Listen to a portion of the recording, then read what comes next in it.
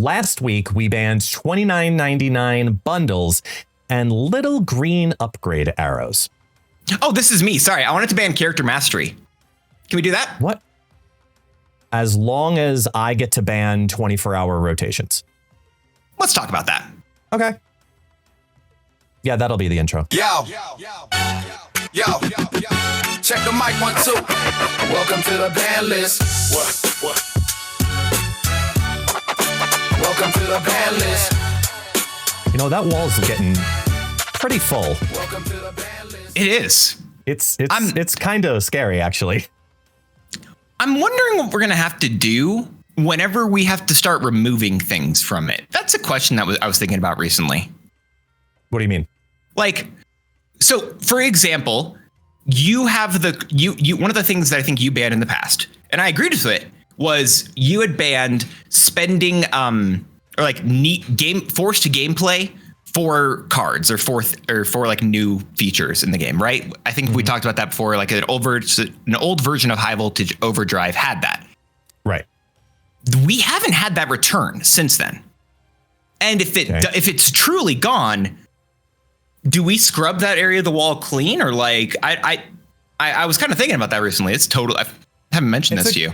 It's a good question. I think even if we go more recently versus last episode, where like, let's say they stop doing the $29.99 bundles. Yeah. Which has been banned. If they switch it to something else, a lower price, different options, whatever, I think we'll have to address it then.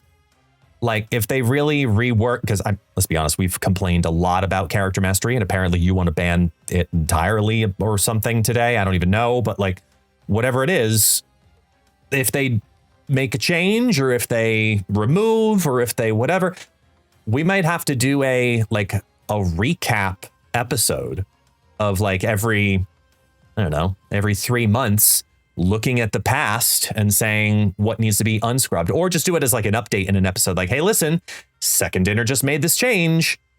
We get to scrub this off the wall, and say that we have unbanned blank because it doesn't exist anymore. Something like, I guess we'll have to do it on a case by case. I feel like we could, maybe that's something we do as like maybe every 20, we're at 10 episodes, by the way. So this is our first double digits, but like, maybe every 20 or something like that, we look at those and maybe we do an episode where it's like, we each only ban one thing.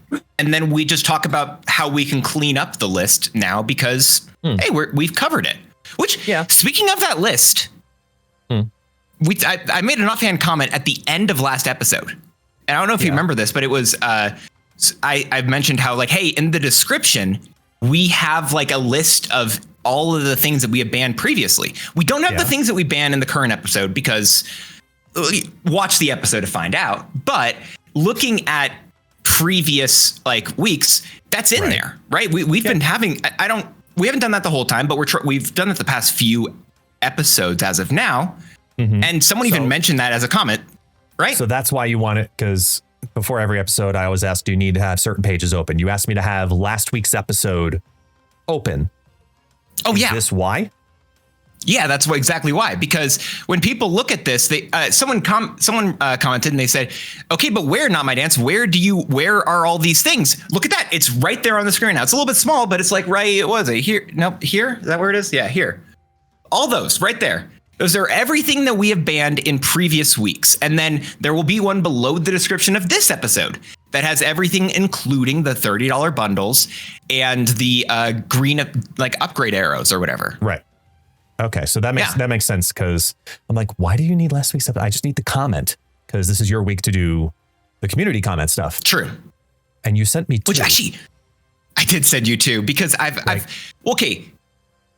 had 2 of them because one of them, it's not fully just like a comment, which actually it's about the character mastery. We can start with this. It's kind of a comment that someone made, but I feel like it wasn't refined enough when they first made this comment. I feel like they were missing some key details. They were missing some particular points here that I wanted to hone in on. So I took the basis of this comment. It was even going to be an original comment at one point, but it wasn't enough as a full baseline. So I didn't want to make it a full, like, this is my community comment or whatever for it. But I think they brought up a very valid and very interesting point, and I wanted to talk about that. Okay, so that's the first link you sent, just so I have the right. I think it's the second link technically, but I don't know. Well, whatever this one is, I'm going to click it. So. Oh, let's see which one this one is. Let's find out together. Only 10. This is from Royan. Only 10 minutes in, but I have to say, and this is from listening to the past episode, last week's episode? Yeah, last week's episode, that I didn't have a single split option as the worst thing about character mastery on my bingo card. How about character mastery having nothing to do with actually mastering the character and all to do with putting in-game resources and luck from mystery variant pulls into splits and variants? That's not mastering characters. That's just committing resources. I want to ban, and I think they were completely correct in that statement, but this wasn't a ban me request. It wasn't a specific bit here, right? This is a very great point, though. And this is the biggest issue I personally take with character mastery. As a whole, I understand what character mastery is, and I'm actually fine with it. But the biggest problem with character mastery is the name character mastery. And so that is what I wanted to start off today. I wanted to bring to the table, bring to the court, Snap Court, or to the meta roast, the name character mastery. I want to ban the name. I understand that the concept and as it exists is in the game. It's not leaving. That is like, it's so corely into it. And even if you tried to remove it, that's just currently not happening. I don't think there's a way they would do that. However, I want to ban the name character mastery. The nomenclature character mastery should be banned because it is not character mastery. This comment is completely correct. We aren't banning character mastery, or what? This isn't a mastery of character, right? It's just how many times have you bought this character? Which, by the way, even in some of their initial posts, which I was looking through trying to find the original talks when they first talked about character mastery, and that was all the way back in January of 2024. On the fourth day of the year, right? They were just starting out, and they're like, "Hey, this is what we got planned." They talked about it. They said, guess what? Hey, you got your fourth or your third Gamora avatar. Gain character mastery. Didn't happen. Earned your fourth Iron Man variant. Gain Iron Man mastery. Okay, that did happen. In its current design, every few levels of character mastery, you unlock gains a mastery milestone, and each character has unique mastery milestone challenges. Imagine reaching Deadpool Mastery 10 and unlocking a challenge to have Deadpool be over 100 power in a match. Didn't happen. And so I don't think that that's not a real expectation anymore. When we had this idea of character mastery, yes, we had these things where it talked about some cosmetics, which not all of them even got implemented, for one. For two, it also had these milestone challenges that they initially brought to the table, and that didn't work either. Now, I understand that it wasn't able to be a thing. They said it was not able within their as much as we can get crap on Second Dinner, they are a small team. This is a small company. This is an indie game. And you may not believe it, but it truly is. So when you look at what an indie game is offering, and they say, okay, we can't do this bit, and that's why they even pulled character mastery from their roadmap for a bit. People were upset about that. They put it back on there under the same name, but removed the part that people were excited about with these challenges and the unique gameplay and for you to try to do more and more things, because those things they just realized weren't possible. And now we got this version of character mastery who's like, hey, how much money have you spent on this character? Or how many variants have you got on it? And it's a lot easier to get mastery of Storm or Magic than it is of a character like Uncle Ben. Or Sandstorm, who I don't even think Sandstorm has a level 30 mastery, by the way. It doesn't. It's unrelated. I mean, even Astral Projection does. So Sandstorm, I'm willing to bet that it doesn't. I've actually heard that. But yeah, so as you check that, because I think you're checking it right now in the background, I think that it is fair to say that character mastery as a name is misleading. It's not accurate and should be banned. Huh. Yeah. It's a good one there. It is a good one.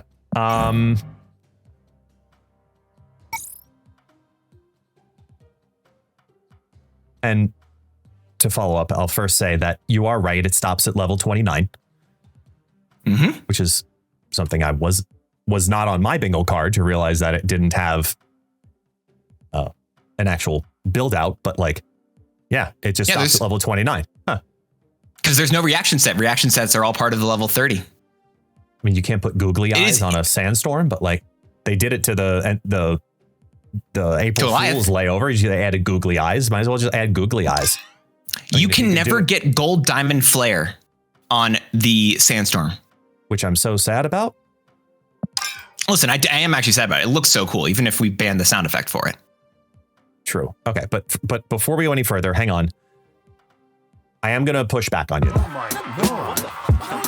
I'm going to take you to court.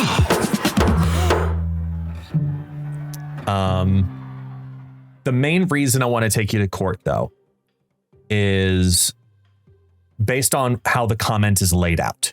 Because the comment is basically laid out as saying, like, taking your point and their point about the term character mastery, and that it is not mastering the character, it's just committing resources. It does, as much as Rayan does acknowledge that it has to do with luck from mystery variant pulls, which is very true.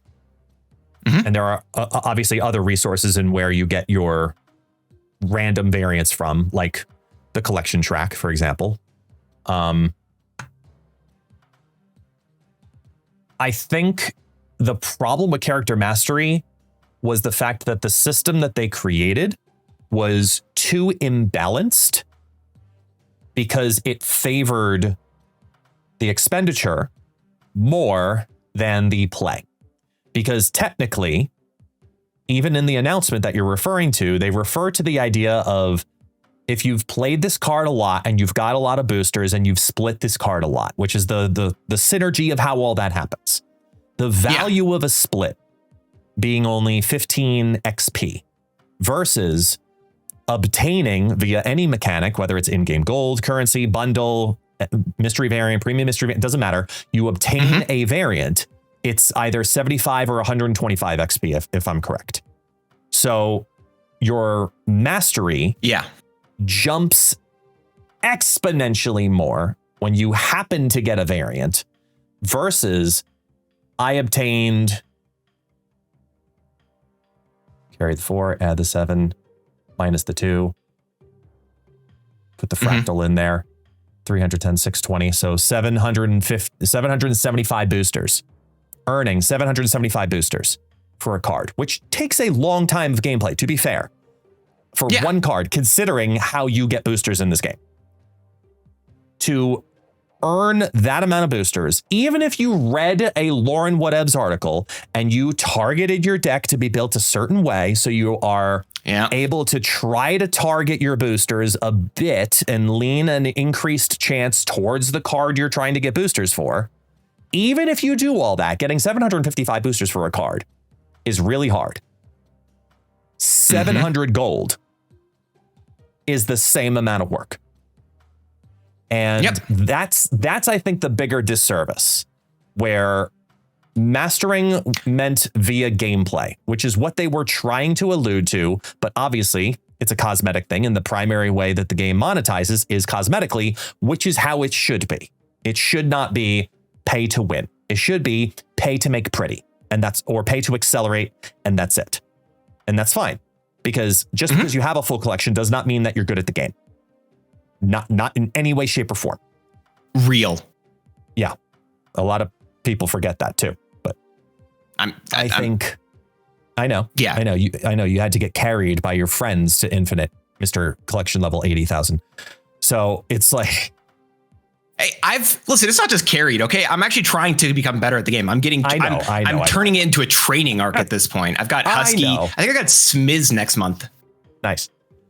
So point being though, that when the system rolled out and it so heavily favored the cosmetics versus the gameplay, when they did remove out those, we'll call them XP accelerators, like it mentioned in that past announcement of get your Deadpool up to level 100 as like basically a mission. It's like a character mission. It removed those from the idea, but they didn't really compensate XP wise for the loss of those things by saying, well, we removed that jump that you would have gotten from playing it in random games or targeting very specific abilities to get blah, blah, blah, blah, blah to happen. Now, instead, you just have to get the boosters and split the card. there should have been like a higher emphasis on splits, considering how hard it is to get boosters for cards, and there's no targeting for boosters for cards. I think that's a combination thing in there that was a failure of the launch, but still identifies this as Mastery. Yeah. I think Mastery, when it was first promoted, as you talked about, was supposed to be a mix of gameplay plus cosmetic. And it sounded like it was going to be a much more even balance on the initial announcement. And then it disappeared from the roadmap for a while. People were like, what the hell? I was so excited about that. And then they brought it back into the roadmap later that year into the coming soon, where it like was on the in concept and then it fully disappeared. And then it was like, hey, this is coming next month. Like they were just, they didn't even give us a warning that, it's back on the roadmap. We're in the production. No, it's just like, it's here. That's what it is. My guess for that is when they first, because they realized they couldn't do this gameplay stuff. And they said, and that's what was so difficult. That's why it was still in concept for a while. Right. And they realized they couldn't do it. So they cut it entirely. But people were complaining about it. And they're like, all right, still, like if we just have cut this and we put it back in there, can we still do it? And all of a sudden it was a million times easier. And they just said, okay, sure, let's just run this then. And here we were. So I think, have any of the team answers talked about character mastery, by the way, in the last like month or two? Make a point and then I'll check while you make your point. Because I can check that right now. If they're doing anything about character mastery. Like, as they talked about a lot of tech debt, they're working on, making things better, and they're working on the back end of the game.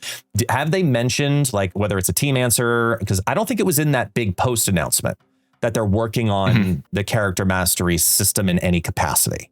So I'm curious if they have said anything. What is it? They Griffin posted in February of last year. Or sorry, this year. My bad. February this year. Okay. This year. Okay. And someone asked are there any plans to make character mastery or card customization splitting better and less of a feel bad experience? And will there ever be? Never mind. The second question isn't important for what we're talking about here. Griffin said in October they made some straight number changes to character mastery as a quick improvement. I think we saw that with some of the splits being removed and all that stuff. Right. And in the patch notes, they have mentioned the team has plans for future changes to character mastery down the road as well. So it's again not in a roadmap, but they have made changes due to, and they are working on stuff, and it's just in the future. But I don't know. Draft mode was mentioned as in the future in 2024. Well, that has definitely changed, and they've talked about that in several places. Yeah, I know, but I'm still never expecting draft mode until it's in my hands. I get that. I think, so it sounds like clearly mastery is on their mind and they are making adjustments to it. Now, whatever happens, they will be making, let's specify, they will be making adjustments to it just to make, just in case anyone thinking like, oh wait, they made a change. No, they will be making future adjustments tense, to it. right? That's all from the time of this recording, future tense, right?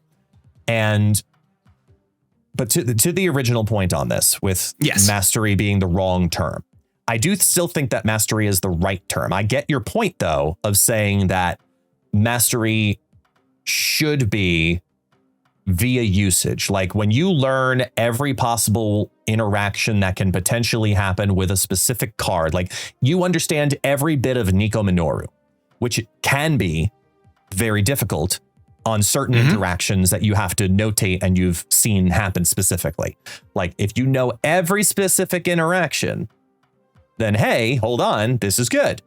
I'm cool with this. I'm ready for this. I've mastered this. I know how to use this. And that's the key word. You've mastered the gameplay.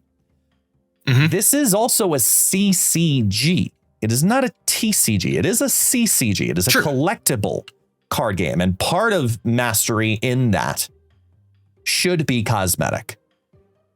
I'm going to fault the launch and the XP for being the basis of both of your feelings first, more than I'm going to fault the term character mastery, because you can technically master a card via gameplay exclusively on a base variant.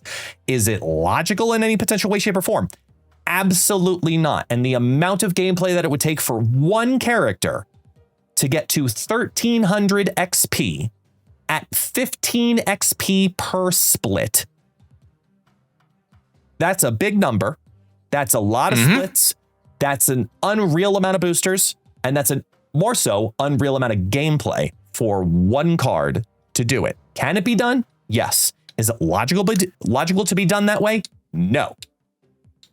You know, I know that happened to, I believe there's a creator that goes by the name of August. August did that for Uncle Ben when there were no variants for him.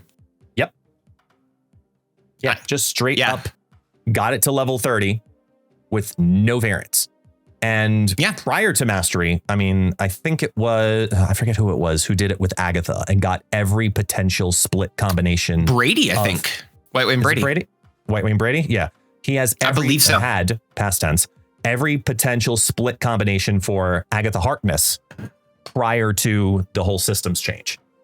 Like, he literally maxed out every possible split that you could have gotten prior to Mastery. Like, people play the cards that much. Exactly. Not a lot. So I do think that there is Mastery.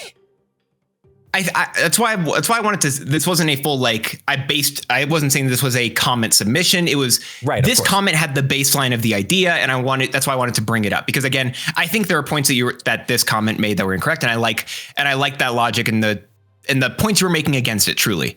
But that is why at the same time I'm thinking okay. But there's a seed of truth here. Whether or not whether or not the full plant is correct or not is a different conversation. But the seed of truth, I think, in this comment is the same. And I understand that there is. I think there's a lot of stuff in terms of the base and how this was launched, right? In terms of how character mastery was launched, that is an actual potential problem here, and maybe that's where more issues being taken. And I think that's fair. But again, that still goes into the name. I don't think it should have rolled out with this name if at the current states where things are. If splits mattered more, if even the avatars, like they initially mentioned, mattered at all even.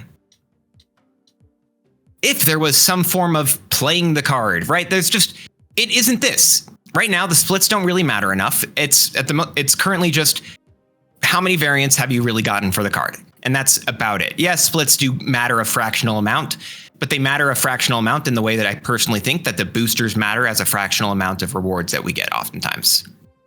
So I think, again, as much as I think there's sourcing and issues with all this stuff here, I do think that is I stand by this argument. I think I still feel like it should be banned as a full term because I think the basis of it, because it also came out around the time, I think, of Marvel Rivals, and they had their whole Lord system. Oh my God. Yes. I remember having those conversations. Yes. Yeah. And then people okay, cool. Why is Lord like this? And this game doesn't mean that. Yeah. For those who do not know, Marvel Rivals has the equivalent of a mastery system, but the only way you master a character via what Dance is described as the Lord system. You get a character to Lord status. If you get it to that status, you can only do it via gameplay. That's it. It doesn't matter how many cosmetics you have. It matters how many hours, games, wins, plays, KOs, etc., assists, whatever it may be. There are achievements that you specifically have to keep doing repeatedly, and time and experience does it. It's not necessarily missions where it's here, win 500 games with Jeff the Baby Land Shark. It's not like that. It's for every time that you've healed a certain amount of healing, it gives you a certain amount of XP towards mastery. So the more you play it, you could still suck at the character, but you can get it to that experience because you've just played it so much. And that also is a downside to their system comparatively to this system, where you kind of look at it similarly and go, okay, well, you can win or lose and you'll still get 6 boosters on a full game. Irrelevant if you win or lost, but you still get those boosters. So I do think, though, that in their system, because I remember talking to Griffin from Second Dinner about this when it came out, and they announced their Lord system. It was right around the same time that this was launching, because it was they re-announced it, which was October, because I ended up doing the video for it for Marvel afterwards. Oh, yeah. And I remember being in concept with the video and then hearing about this with Rivals and speaking with their team to being like, you need to be prepared for this conversation because people are going to cross compare the systems immediately. And they're going to frown on yours because yours is cosmetic. And they're going to smile on Rivals because it's about gameplay. And I think that's something that they're probably also learning from this past year and a half, whatever it's been, year and a half. Yeah, about a year and a half now. Yeah. That they've had mastery is that people need to be in the game more, not just spend more or not just happen to get a variant more often. So for that reason, I do think as much as I hear your points, I can't agree with you that the title of character mastery, which is the argument here, needs to be banned. I'm going to say it's not going to get banned. I can't agree with you on that. But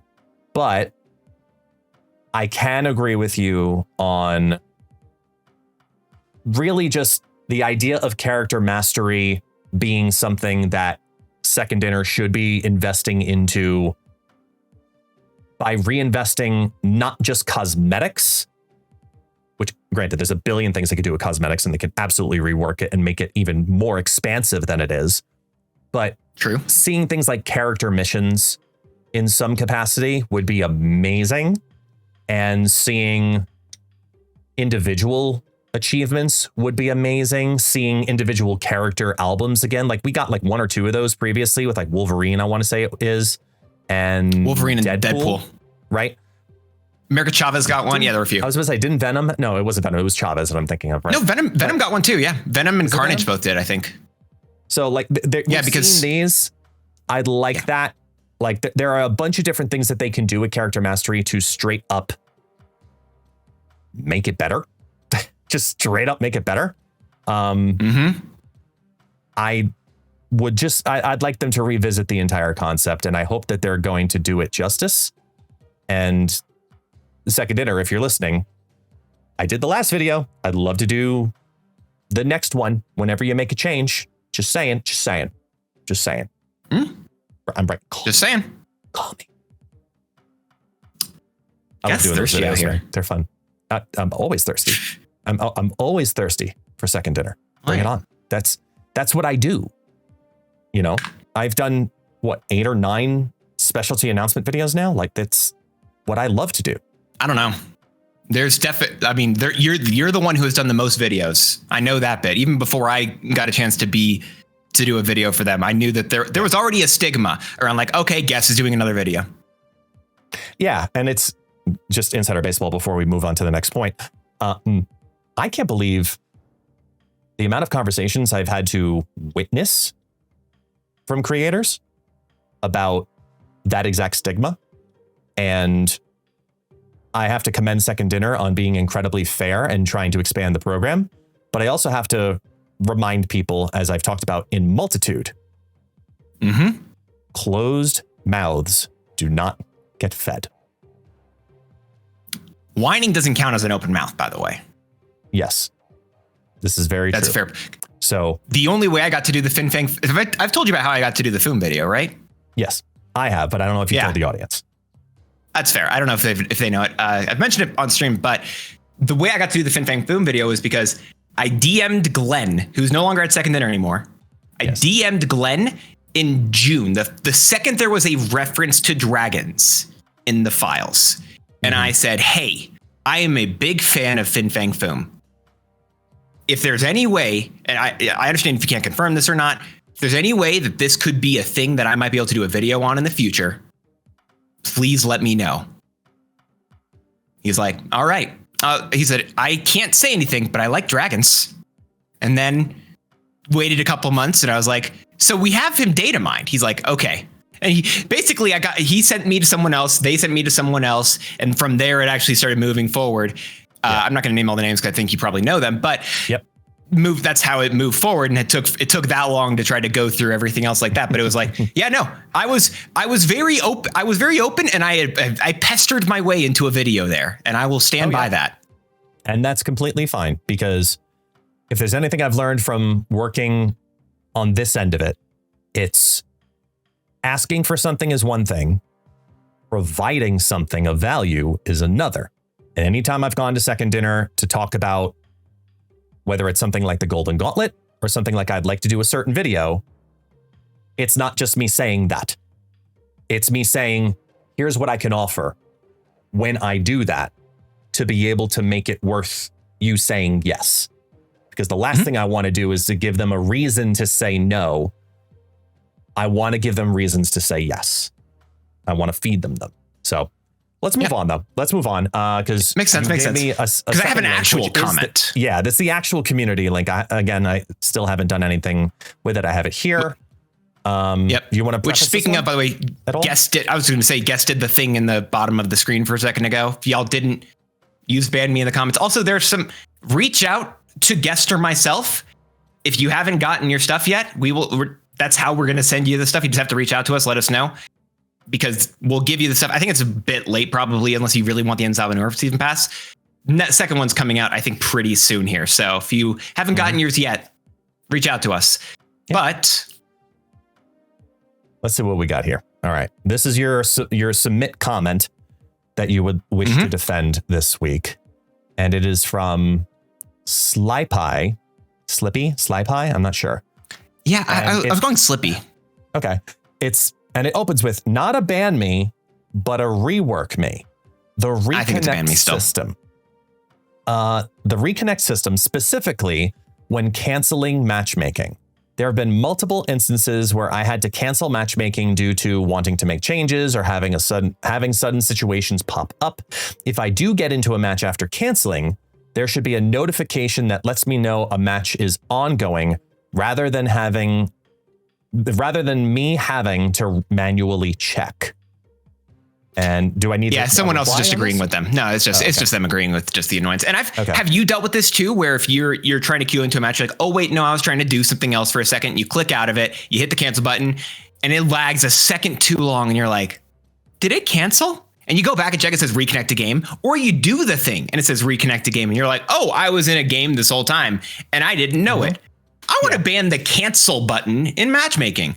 This was another problem in a different game for a bit of time, actually. And it's a game I've mentioned a few times on this, because it was the mobile game I played before this. Clash Royale. Clash Royale had the exact same button, and it was a cancel matchmaking button, and it just didn't work. Rather than putting you into a game, rather than, Marvel Snap just lets you cancel, leave, and then it actually still puts you in a game, you don't know it. It just didn't work. And you just hit cancel, and it said like canceling, and then put you into a match. And honestly, I'd prefer that even to this, where I just lose a game because I just didn't know that I was in a match the whole time. I think the cancel button's a problem currently.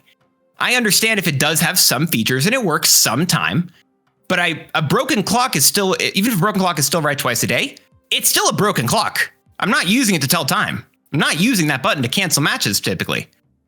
It doesn't work enough for it. And if I'm in a match, I'm going to say, oh, I guess I'm here now. And I will move into that match and I'll play that match. And then I'll do the other thing because I've locked into it. I'm locked in. I think that button is a problem. And I know that comment didn't even say ban me, rework me, like whatever. That's a ban me. That is a ban me. And I think they're just not giving themselves enough credit.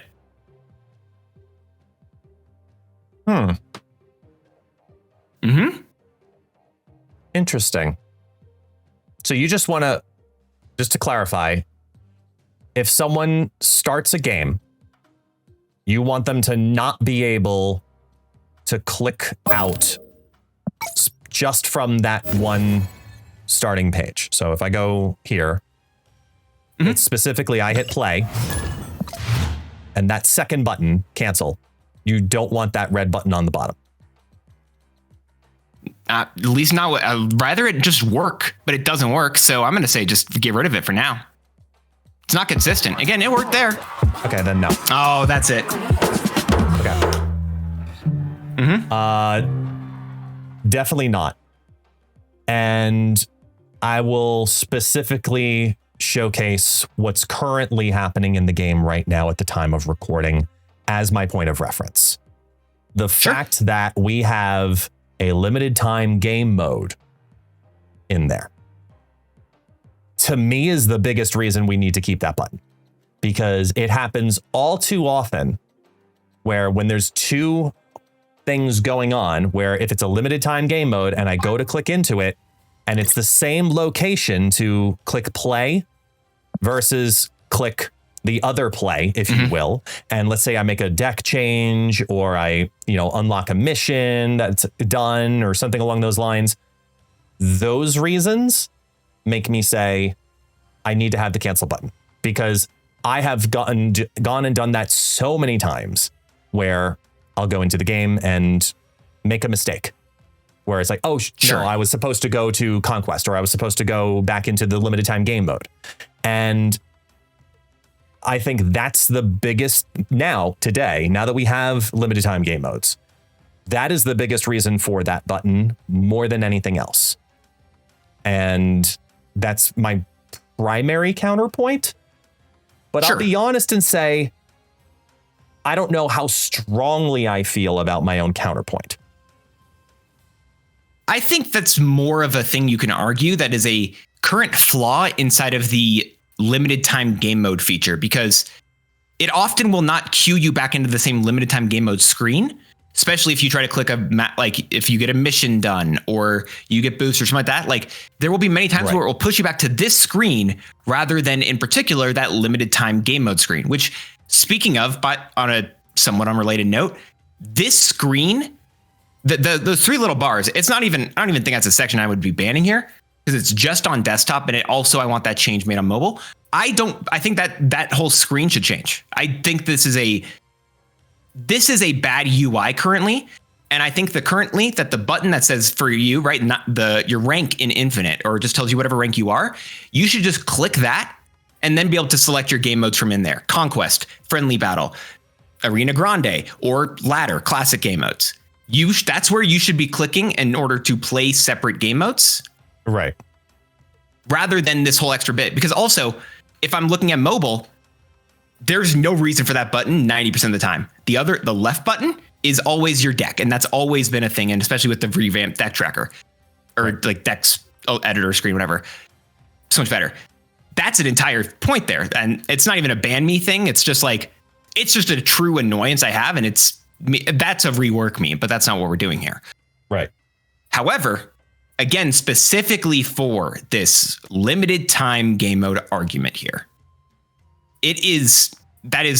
I truly believe, a problem with the limited time game modes in terms of them not allowing you enough access and enough control over them, and oftentimes feel like they are sometimes more half baked into it. And I know there's a joke around Arena Grande, as it is meant to be, I think, an April Fool's-esque mode, which it's, it's meant to be Deadpool throwing some weird stuff on the screen. There's like, they literally said whatever in terms of how many tickets you have.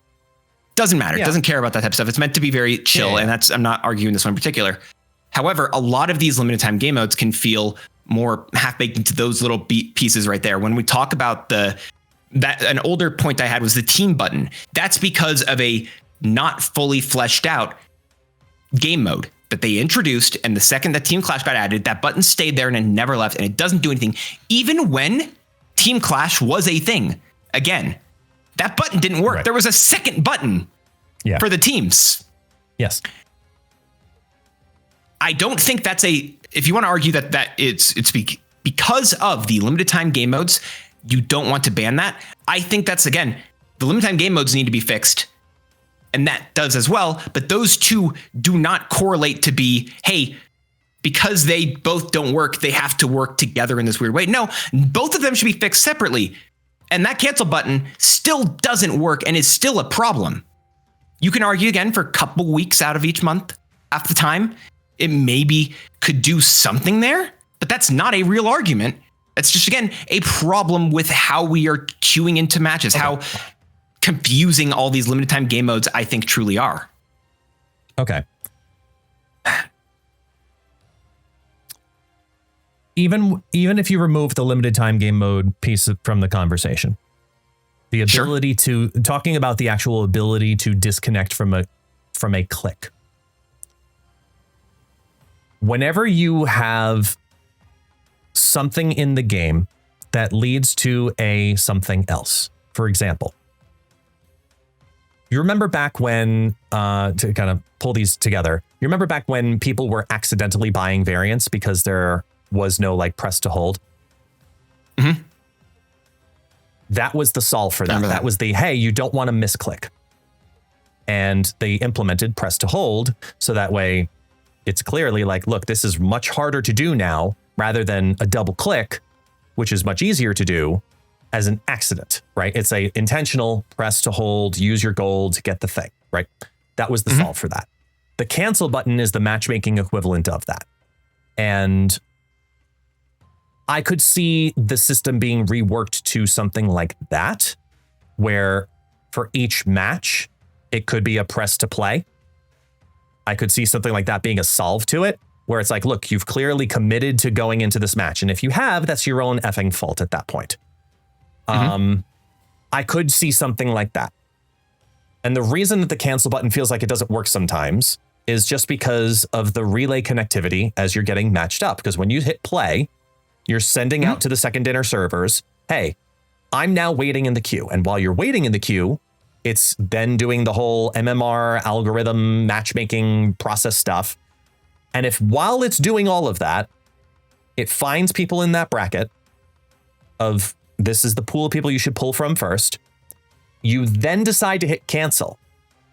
The relay is a part of the problem. It's the relay of it saying, hey, I just received a signal that this player who was in the queue is no longer here in this queue. However, as it's refreshing and it says that it's done the matchmaking pairing and put the pairing into their little like server room saying, here, you two are now playing against each other. If you've already done that back out, that's when the reconnect to game happens, because there's a refresh delay going on between player A, player B, the server match, and then the server matching room. And you're never going to find a way to remove that from being a problem. The only thing you can do is minimize the problem. And the way that you minimize the problem is efficiency.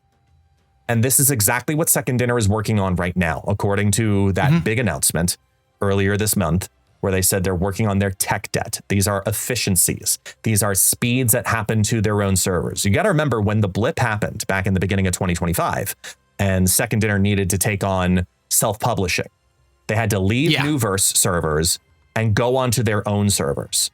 And they needed to do it quickly under the parameters of everything that was already built under Nuverse servers. I can 100% guarantee you the transfer from Nuverse's servers to Second Dinner servers was not clean because it was unexpected. And they needed to rush it to get it off Nuverse, get it to self-publishing, and just have it up and running and do it. Now they are in tech debt. They are in that trying to pay back and undo some of the bad things to make things more efficient. They talk about the load time of the game. You can make it load faster by having certain things run in certain layers and certain orders. Perfect. That makes the game more efficient. Same thing when it comes to server operation on their end for connectivity for users. How quickly do you connect to the server? And more importantly, how quickly can you read a disconnect based on all of the information that's being sent to it? These are things that they can minimize, but it's literally impossible to remove unless if you remove the button entirely, which is what your argument is. I do not see a world where they remove the cancel button because it's an inconvenience. It provides way more convenience versus inconvenience. I think we're 10 episodes in. You're making a good point, and I'd like to revise my ban then. I don't know if we've ever done this before. Nope. But I'd like to revise it. Okay. Well, we've done. Can we ban the? We've formulated the bans before. We're like, we'll mold it to. Well, this is the first revise, I think, because it's maybe it's molding. I don't know. Actually, let's go back, I'm looking at these buttons. The first comment then, where it's not a ban, it's more like a rework, and like right. No, but here's the thing. Yeah, there it is. There you go. But here, then, what if it's not? What if we aren't banning the cancel button? What if that's not the problem here, and I'm focusing on the wrong part of it? Right. I even mentioned it initially in the cancel bit. It's the reconnect to game button. What if I argue that we should ban that. And if you are in a game, you're in the game. You can't go into your deck editor. They even fixed that where you can't go into your deck editor once you're in a game. What if just I could say ban the reconnect to game button because it just puts you in the game no matter what. If you're in a game, it puts you in there. Done. You don't have to open the game, click the reconnect to game button. No, you're just in the game. I want to ban that button. No, ban out the middleman. That's actually the thing. That's the argument that we're making here. The reconnect to this is, I think, a fair revisal. I'd actually argue. Like this is I honestly think you're getting further away, and I'll explain why. Really? Because okay. Yeah. So think of it like this: when you're connecting to the game the very first time, like you open up the game. Understanding this kind of will help maybe change how your argument looks. And Sure. I like that we're having this conversation because this is something that isn't commonly talked about, but it is something that needs to be understood when trying to have certain types of conversations about how to make the game better. And that's the whole point of this podcast, is to do exactly that. So let's talk about how that actually happens. You open up the game and it says loading resources, right?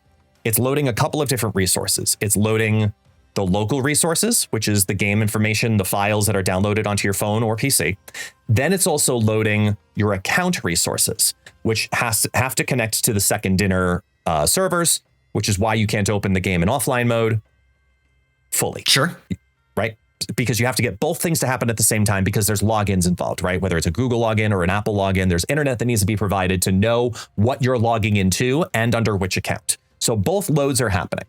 Once you've done that, Sure, okay. Now you're in the game. Now, if you've ever done this before, you can be in the game, open on your phone, go to airplane mode, and you can go ahead and you can build decks and you can click through the game and load up different windows, etc. You can't matchmake. You can't go into Conquest or Ladder or etc. But you can go in and you can go in and make a bunch of decks because now everything is loaded that's local on your phone. Your phone has basically said, this is everything you need to know. Anything that requires a further connection, like let's say splitting a card, it needs to send the information out to the second dinner server to say, hey, we're adding to this person's collection. It says, okay, add this split. And then you get that split. That's why you can't split when you're offline. So now you have to figure out when that internet connection is happening and you're going to the servers. Because of there being specific moments that you are connected to the actual servers. If you are in a game and you escape and you disconnect and you try to then do other things that then further require information about your account, that's when Second Dinner says, hang on, you're already currently connected to our servers in one place. You can't be connected to the servers in two different places. That's why it forces you to reconnect to the game, either play the game or retreat from the game, and then go back into your collection to do whatever you wanted to do. You can only have isolated instances being connected to the second dinner servers at any given time. Because of that, that's why it forces you reconnect to game. But let's say you're in a game and all of a sudden you shut your app down, right? There is a timeout that happens over time where, say you're in a game, turn 1, turn 2 happens, you're clearly not connected. It still keeps you in the server for however long, and then eventually it times you out and disconnects you from the servers. But it takes a couple of minutes. That's why you can't see it necessarily as a negative downside all the time, because like you shut a game down, you lost ranks, but now you can just reconnect to another game because enough time passed. And now you're not connected to the server anymore because the server boot you out. With that said, and that understanding of how the system works, that's why you have to have the reconnect to game button, which is why I think you're getting further away rather than getting closer to what I think you want identified. You want the ability to confirm going into a game to be easier rather than having the ability to leave a game be, I'm saying it backwards, but the ability to leave a game should not be so easy because of the lag that happens to the connection to the server. And then sometimes it's connected and sometimes it's not. That's tech debt issues that they need to be able to orchestrate out first, because efficiency will fix that organically. Well, I shouldn't say fix it. It will minimize that tremendously. you have to have a reconnect to server game button because of exactly what I just explained through. The escape button, though, which is the cancel button, is a piece that could be run through differently.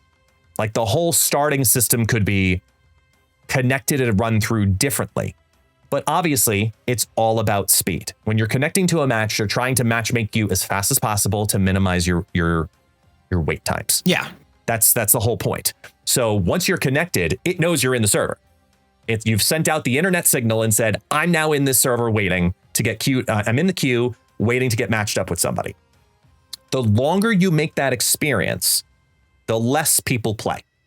So that's why bots exist pre-infinite, because eventually you're waiting too long, you're going to get a time bot. That's public knowledge. There's no breaking NDAs or anything like that. That's just how the game is created. So when you are trying to connect to the game intentionally, you need it to be as fast as possible. The cancel button not disconnecting fast enough is not a problem of the button. It's a problem of the speed of the server being able to recognize that you canceled. And here's my ultimate test to you. I'm not saying do this right now, and I invite the audience to do this if you really want to try this kind of stuff. Hit start matchmaking and immediately go into airplane mode. And watch what your phone does. What's going to happen is it's going to connecting. It's going to time you out. Once it times you out, if you shut down your app, reconnect to the internet, and then reopen the game, it'll say reconnecting to game. Very often. Because it didn't notice your disconnect fast enough. That's the same exact thing as hitting the cancel button fast enough or not fast enough. So my point in that is that it's a server issue. It's a speed of the server from second dinner issue. It's not a cancel button issue. So having slow servers, maybe there's a way to ban that. But the argument of canceling, like the removing the cancel button, that I can't get behind. No. Paying off tech debt, I can absolutely get behind, but they've already confirmed that they're doing that. So I don't know if there's actually anything to truly ban here, because what you've identified, they have publicly said this is exactly what we're working on already and is the focus of 2026. Yeah. I think you're right. I think you're just correct here, where it's like they are trying to ban my issue, which isn't the cancel button. It's not the reconnect to a game button. It is just it's the lag behind it. Maybe that's the whole answer I'm trying to get to. And I think with that in mind, right, I think they are trying to ban this already. And I think it's fair to say, that, I don't know, whatever the lag, I guess, in that is the real issue. And I like that banned. But yeah, no, I think that's a good point. You're right there. But that's an argument still for it to be banned, right? Even if it's like, yes, okay, they're trying to ban it. Cool. We should be agreeing that it's banned, and then, right? Like I'm going to argue that they were agreeing or trying to ban the forced gameplay for new cards. I just don't know if it's something that we can put on the ban list, because we're identifying, now that we've kind of honed down to exactly what you think the issue is. Does it go on the ban list because they've already said, hey, this is an issue and we're already addressing it right now? So it's basically like whining, saying, do it faster. Does that mean it gets banned? I think that there's an argument for that to be made, especially considering, like, I don't know, character mastery as a whole. We're trying to argue that you said during the character mastery argument that if it was a different point, like, that would have been banned. And then we also, though, pre-established inside of that argument that if it was that they've been trying to make improvements to character mastery, which again is just whining. So I think by that servers, if we just word it, if we encapsulated it as slow servers need to be banned, I think that's a fair way to put it. And then again, this is why also at the beginning of the episode, I talked about it, where it was like, we can revisit the list and say, okay, hey, they fixed this. They removed this from the list themselves. Mm-hmm. We can come back and remove it whenever we've decided that's a thing. However, I don't think we're there. And I think it's a very relevant and current argument. And I think slow servers is a perfect way to describe that.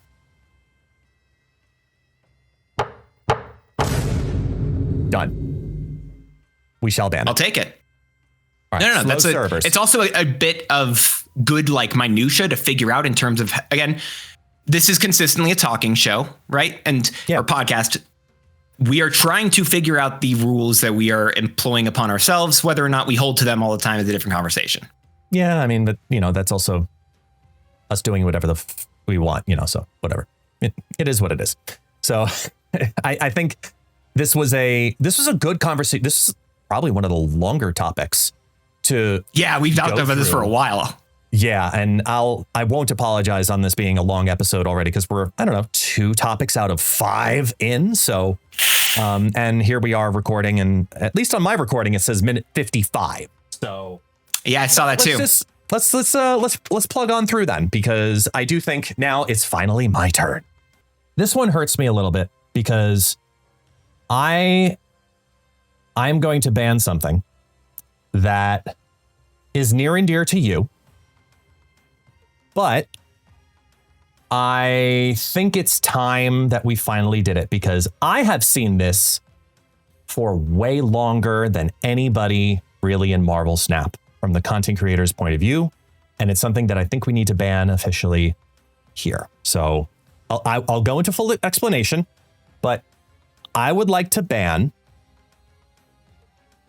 You know what? I think it's better if I show it at the same time to be able to explain it. Even though it's a podcast, I will explain. So I'm going to put on the screen this thumbnail. Now, this is a thumbnail for a YouTube video from CozySnap. Now, CozySnap obviously was a incredibly prolific creator for a very long time in the world of Marvel Snap and had a specific look. You knew it was a cozy thumbnail because of the tall text on the thumbnail next to card or card image.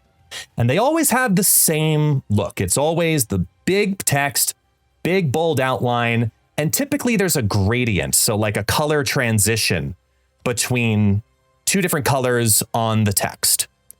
And the reason I say I know this for a long time is because I've known Cozy a very long time. I've known him in his first game that he started streaming, because we both started streaming in the same game space for Disney Sorcerer's Arena. That's where we both started. And his thumbnails back then had a very similar look. He took took the equation that worked, reapplied it to Marvel Snap, reapplied it for quite some time with Marvel Rivals, and still kind of does in a lot of his current stuff. But I wanted to use a Marvel Snap one that was as close to recent as possible. I would like to ban the CozySnap thumbnail, and I'll show you why. Because everyone has the CozySnap thumbnail. I present Exhibit B. This is a Super Tech God thumbnail of the exact same style. And Exhibit C is a thumbnail from Prashant in the exact same style. I know every single one of these artists, or like all the videos. I also present Snap Judgments League with Pulse Glazer and his podcast as Exhibit D with the same gradient and big, tall, thin font.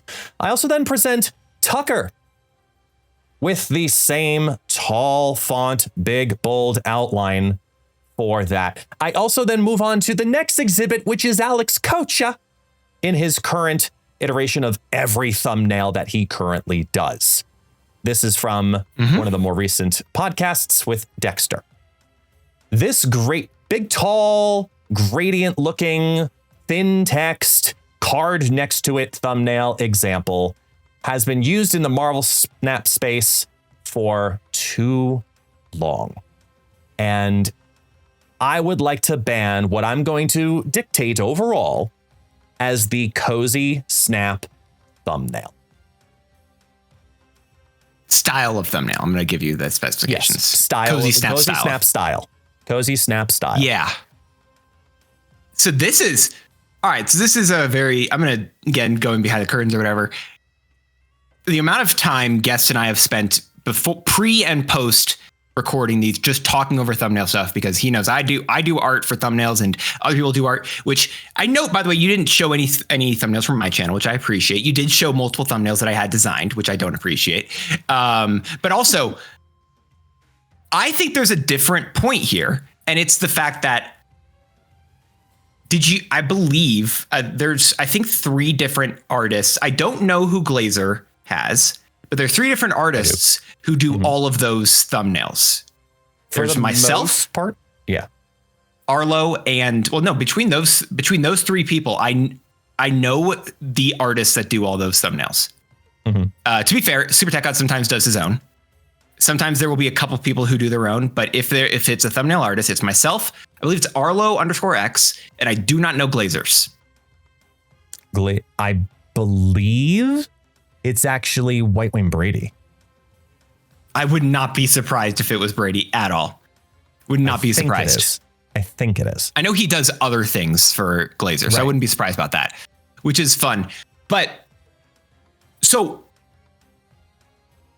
there's a lot of nuance and interesting stuff in these thumbnails, and it's part of the reason why these thumbnails are like so popular. There's so many of them that are made.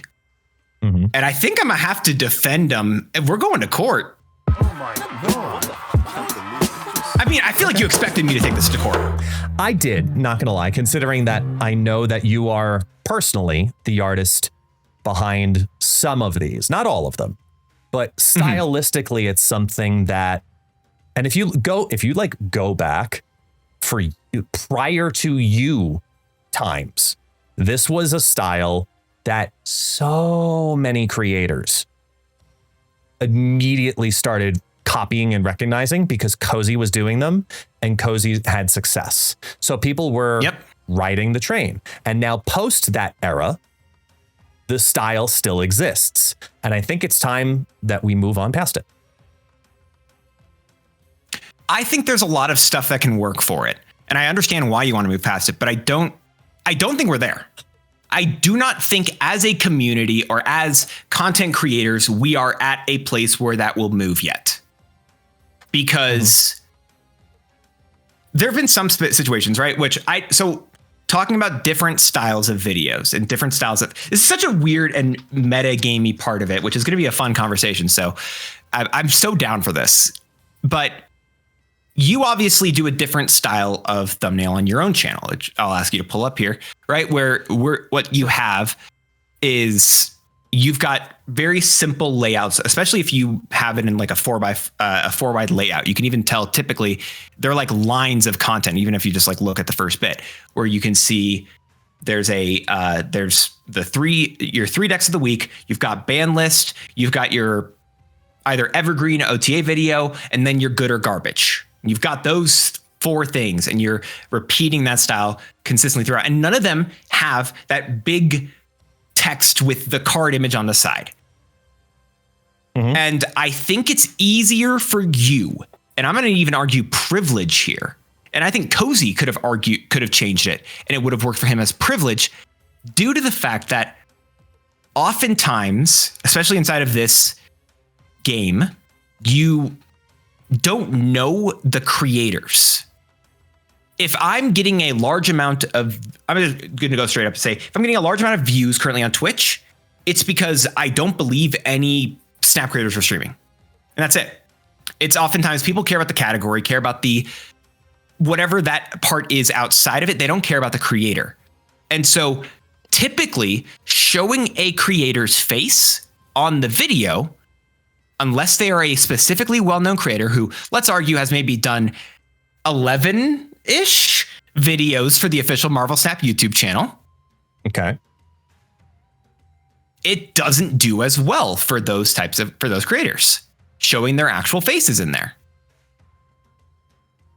So I don't think a lot of people have the luxury and the benefit that you do to showcase your thumbnails, to showcase their face, themselves on the thumbnail that you do yourself, because you explicitly have a different style of thumbnail.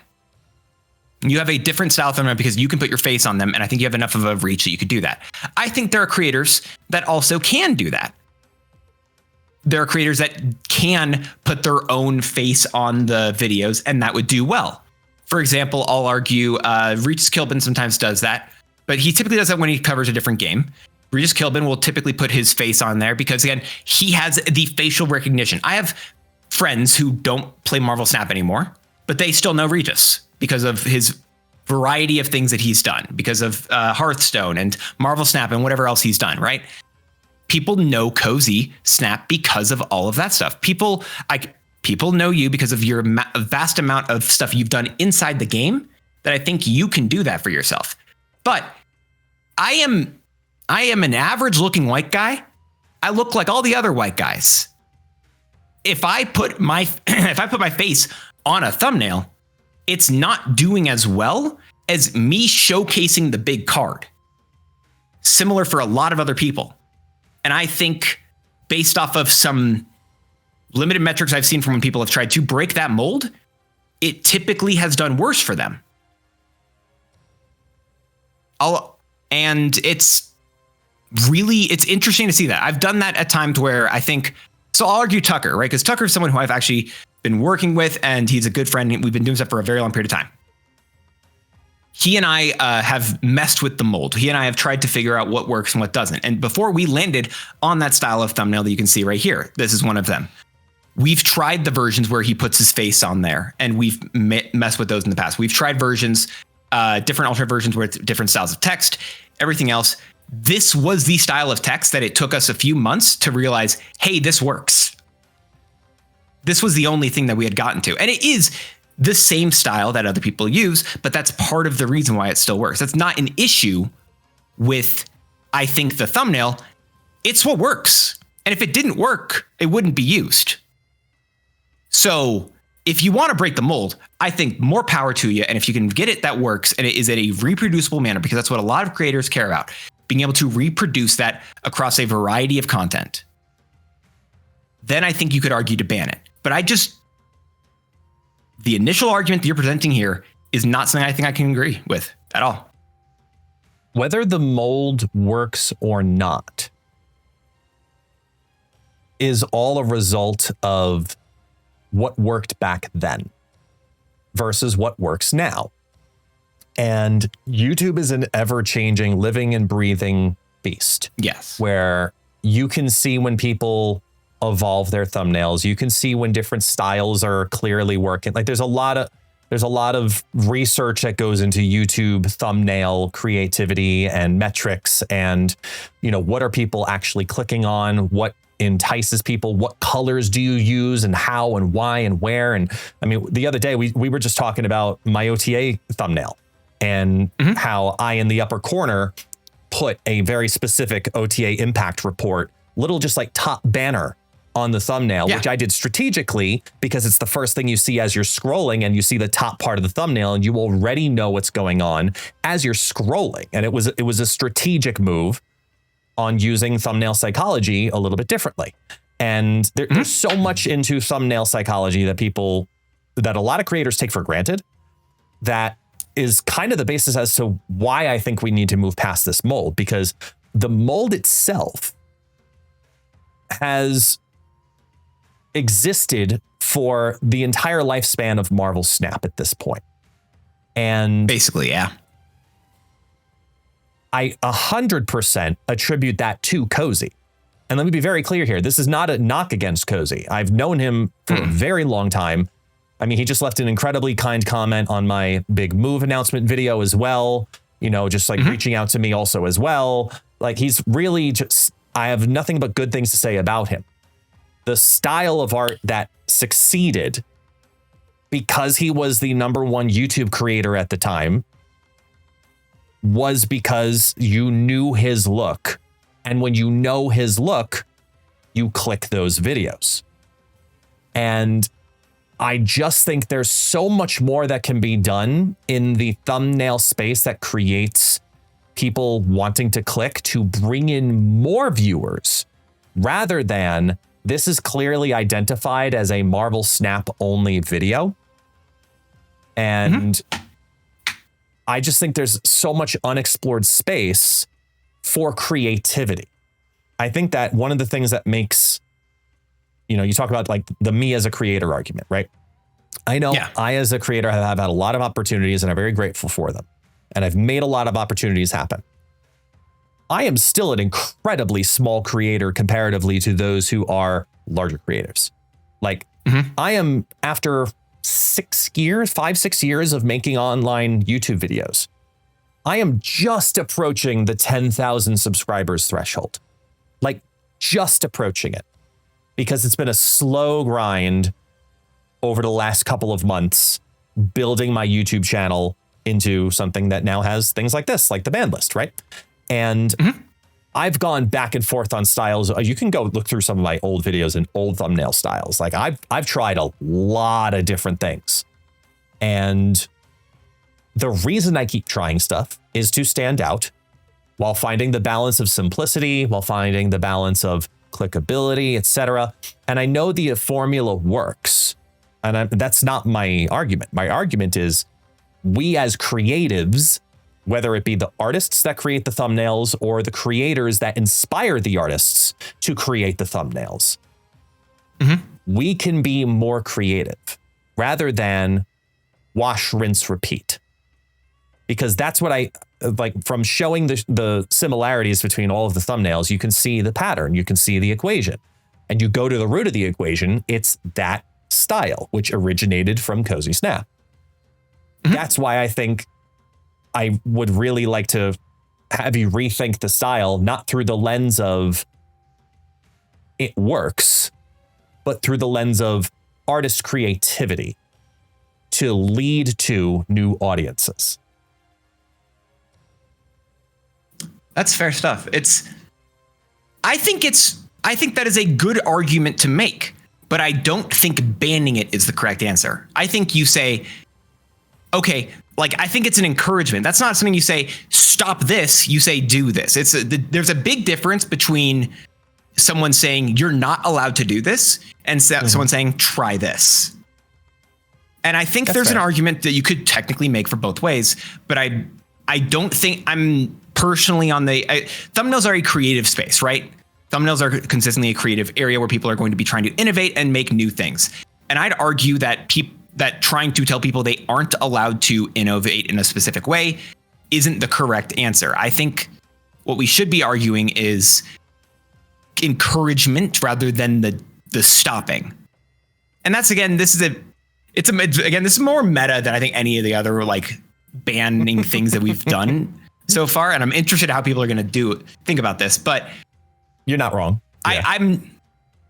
I cannot personally get behind the idea of simply saying no. I am more than down with encouraging the change, encouraging the innovation, but I don't think I am there and agreeing and saying that like, no, I actually fully want to ban this. No, I can agree that yes, it should be improved, but I'm against it should be banned. Does that make sense? Yeah. Yeah. Speaking of thumbnails, I'm interested to see how the thumbnail of you going against CozySnap YouTube channel is going to go, because that's the thumbnail. You're against, like, that's the thumbnail. It's going to be you versus Cozy, right? Where your thing is like, and that's that. Oh, you'll A/B test it, right? But that is 100% one. That's the B test right there. Let me tell you. Yeah.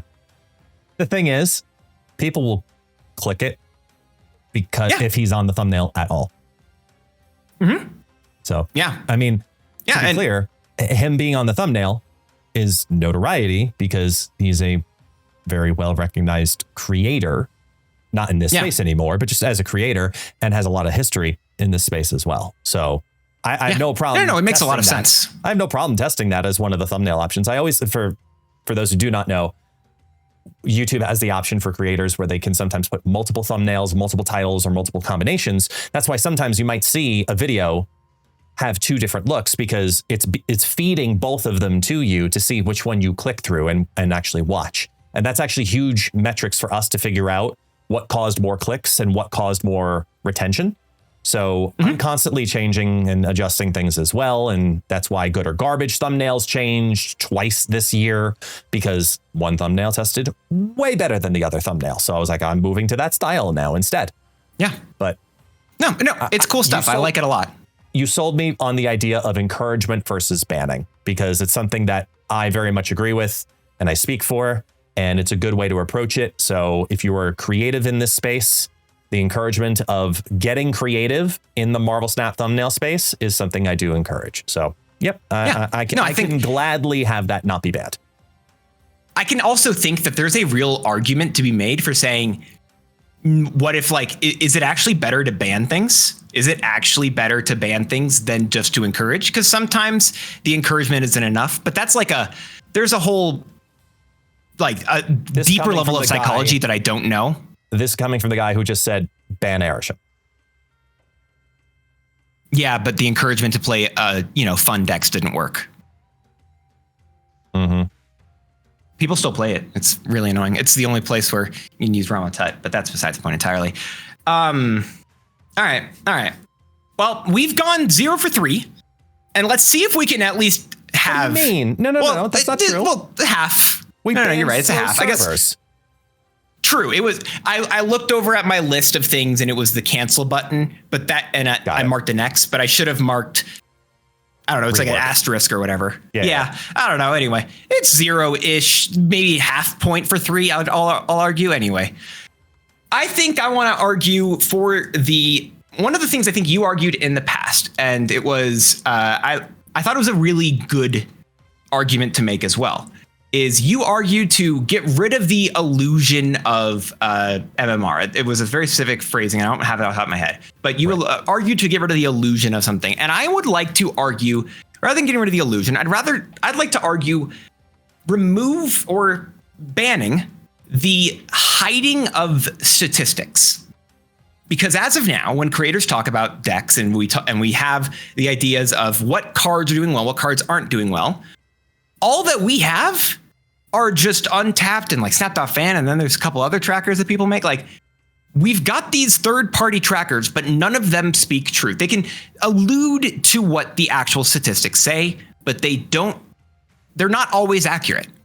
And so, like, there's also a bias in those, where if you're looking at Untapped, there's a bias toward people who use Untapped, because guess what? They're most likely really heavily invested in the game versus people who are just, playing a couple of games a day, maybe sitting on the toilet. And then there's also an argument to being more competitive in there again, which is the same, a lot of stuff there. But whenever they do OTA balance changes, they talk about how one card or another is doing really poorly or really well. And they have that information. They have some level of information that we do not have. We have to purely and always guess why they're making these changes. Like, okay, so I guess this card must be doing really poorly in the general pool of things. Like, we don't know this information, and we can't know it based off the current things. I'd like to argue that the deck stats, I don't know, the API, however they want to share it, I think that this should be something that should be actually shared with the community. Because as much as deck tracking is it always stops, I think, some form of innovation. I think that's a real argument. I'm just going to say that now. That already exists. We already have it. It's just inaccurate. So I just want us to know what's going on in the game and have this full information, not be like, okay, I understand, take this with a grain of salt. What if we could just take things based off what we read? That's information they have, and they're just choosing not to share.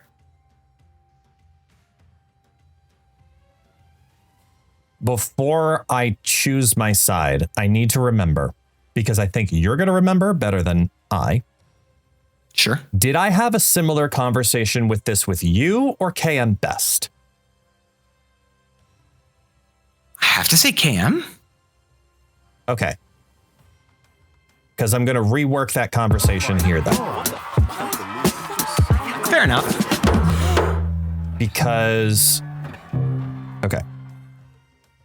I'm going to use, I'm trying to think how to formulate. No, let us know in the comments. I'm interested if he had this conversation with me or actually KM, because I don't remember it, but I think Not even the ban me thing is fully, which is a good thing to bring up. I mean, while they're in the comments, they can put ban me. Yeah. I mean, that's true. You just put the ban me or rework me, and maybe we'll argue that it should still be banned. True. So basically, I know I've had a similar conversation in regards to this, where card stats and deck stats with 100% like internal knowledge should not be publicly available. And the reason being is because, well, one of the reasons you actually said as a counter argument already and acknowledge, which is that it stifles creativity. If everybody knows what the best deck is, they're going to try to get the best deck to play the best deck, right? And we have evidence of this post Golden Gauntlet, because Golden Gauntlets happen, and I mean, even before the packs came out, even before that, whoever wins a Golden Gauntlet in 2025, any of the qualifiers, the next week on ladder, what are people playing? They're playing that deck. Much so see the deck that won, because people are like, oh my gosh, that deck must be good. I now must pilot it, whether I'm good at it or not. I'm going to. More often than not. And what ends up happening is then people play it, and then they see the tracked statistics on the third-party trackers, and they go, why does this have a 50% win rate? It just won the Golden Gauntlet. And there's a variety of different factors that can lead to that. One of it being just simply get good, the other being format. So put it all together, it very much makes the deck look not as good as it is. If you start populating accurate, like deeply resourced information from Second Dinner saying, this is the number one, cube rate card for this parameter, you run into a couple of issues. Number one, the way that the trackers are able to do it currently is via rank. And we've talked about rank here, where rank is not rank. Rank is MMR bind. Matches are MMR bind versus MMR bind. Rank is not anywhere close to a reflection accurately. So you can't say that this card performed like this in the 80s, truly. And that's something I've come to 100% agree with and have defended here previously. So card statistics pre-infinite, huge problem because of how the rank system currently works. But even post-infinite, where it's just humans, 100%.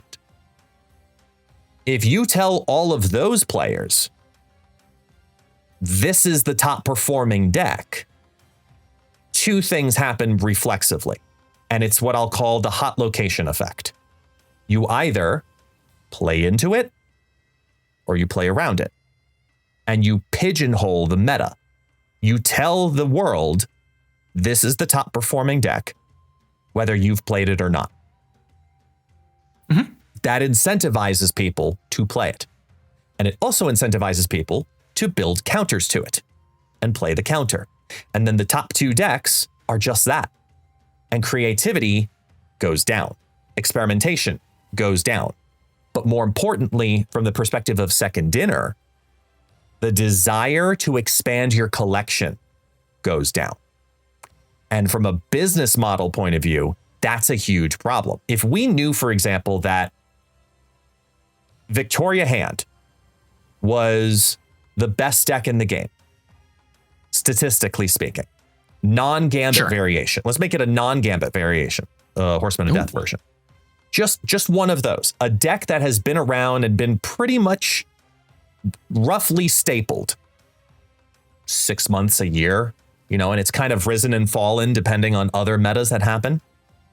If you knew that was still the best deck statistically every single time, it wouldn't have risen and fallen. It wouldn't have had moments where it shined because of the metas and vice versa. And I think you end up in a really restrictive play space when you know statistically 100% of the information. And I use Marvel Rivals as a reference. I'm going to go educative on it. So here, let's hear me out. Okay. Marvel Rivals does this amazing thing where post the end of a season, which is exclusively on play statistics, they release how characters performed in different play ranks, which are based on play, right? It's, bronze tier, silver tier, etc. Yeah. How well did a character do? And you can see in different ranks and characters based on the actual play, based on the total pool, all the information of how those individuals did. Not the deck, not the full team comp. They'll talk kind of like archetypes. They'll say, okay, this build of 2-2-2 or this build of 3-1-2 when it comes to, tanks, DPS, healers. Sorry, strategists. What's the best comp tank DPS statistically? Yeah, same. It's all the same thing, but you get the idea, right? Mm-hmm. That is information they put out to say, here's how they performed. Characters that are on the rise, characters that are falling, because they also do OTAs, they do patches, they do changes to characters and change their effects and balance the game, just like Marvel Snap does. And they release it post. And the reason that system works is because it's a restricted amount of information. Whether it's fully 100% sourced in third party, like Untapped is for Marvel Snap, or it's directly released from Marvel Rivals, it's a restricted amount of information. And if we had the information that we get from Untapped available directly from Second Dinner at a refreshes notice to know what's going on right now, we end up in a big restriction, a big problem, because people end up seeing only what they want to see, which is the top. And most people who get that information want to know the top. They're not looking for the adjunct. That's us. We're creators. We're looking for new things to play. We're looking for inspiration for building a new deck. That's what we're doing. Most players want to net deck. If they're going to go out of their way to find information about the game, they want to see, what can I build? That's why the auto build button exists in the game. And they built it for people to just say, I want to do this, this, and this, or copy and paste this and figure, because then they can just go play. And that's the whole purpose of it. Having full access to up-to-date statistics hurts the game economically, in player experience, as well as development. I don't think it's a reliable thing that you should be considering, because as much as we would like to have access to more information, the engaged player base in something like Untapped, those statistics favor highly active players, which means that the statistics you're seeing, maybe it's half of your experience accurate, 75% of your experience accurate, because it's high activity results that lead to those statistics. So you have a higher percent chance of interacting with those statistics or receiving those statistics. So the numbers that you see at like top of infinite, the top 10%, those are very reliable for that small window of people, because it's such a concentrated pool. There's no bots. They're all very similar MMR bands. That's one thing. Once you get to top 50%, your percentage does start to change a lot more, because the pool of people that are using those sources versus not, obviously you start diluting it more. Then you go to full infinite. Then you go to add to rank 90, add to rank 80, etc. And you start diluting and diluting and diluting the amount of people who are interacting in the way that is being tracked. So that's healthy, though, because it allows people to not know. And ignorance in this case is bliss. I mean, I think there is a definite argument about the ignorance is bliss, but also if Untapped and other people already are using platforms like Untapped, Marvel Snap Zone, Snap.fan, and YouTube as places where they want to get new types of content, new decks. If they are trying to net deck places, they are net decking most often in just those places. And I feel like even with what you're saying here, yes, there is a limit of creativity that is being bred, but that is the same amount of limited availability that we already currently have in the game. I would argue that we already have that same amount of stuff. And the more that a deck is played, I think you raised a very good point. The more that a deck, like we argue, the brand new deck or not brand new deck, but the deck that won the Golden Gauntlet.